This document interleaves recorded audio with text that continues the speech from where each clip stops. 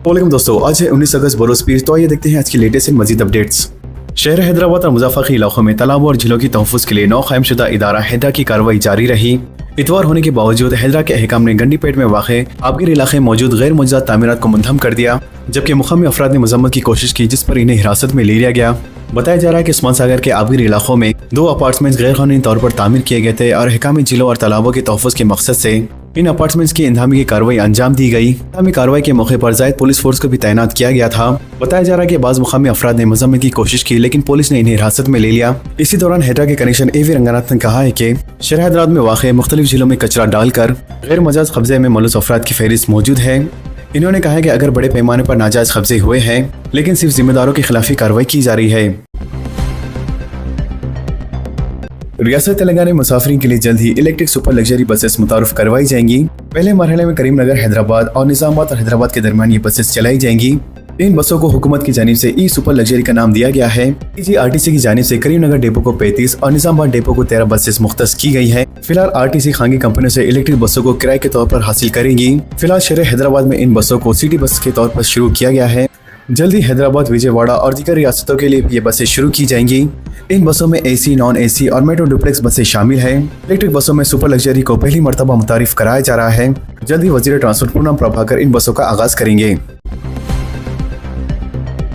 शहर हैदराबाद में सोने की कीमत में भारी इजाफा।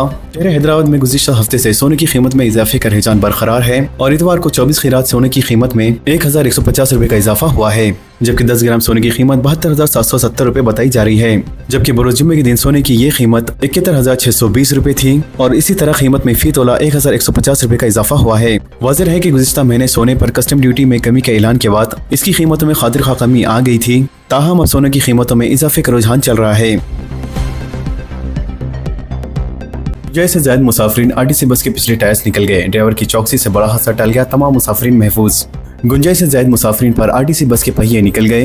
ये वाक़या जिले जगत्याल में पेश आया और बस में 170 अफराद सवार थे। ये बस जिले जगत्याल से रवाना हुई थी कि मोरापली के करीब अचानक बस के 2 पहिए निकल गए। ताहम खुशकिस्मती से बस का कोई भी मुसाफिर जख्मी नहीं हुआ, जिस पर तमाम मुसाफिरीन ने राहत की सांस ली। इस हादसे के वक्त बस में ज्यादातर ख्वातीन और बच्चे मौजूद थे और इस वाक़े का वीडियो सोशल मीडिया पर वायरल हो गया। तमाम मुसाफिरीन को दूसरी बस के जरिए मंजिल तक पहुँचा दिया गया।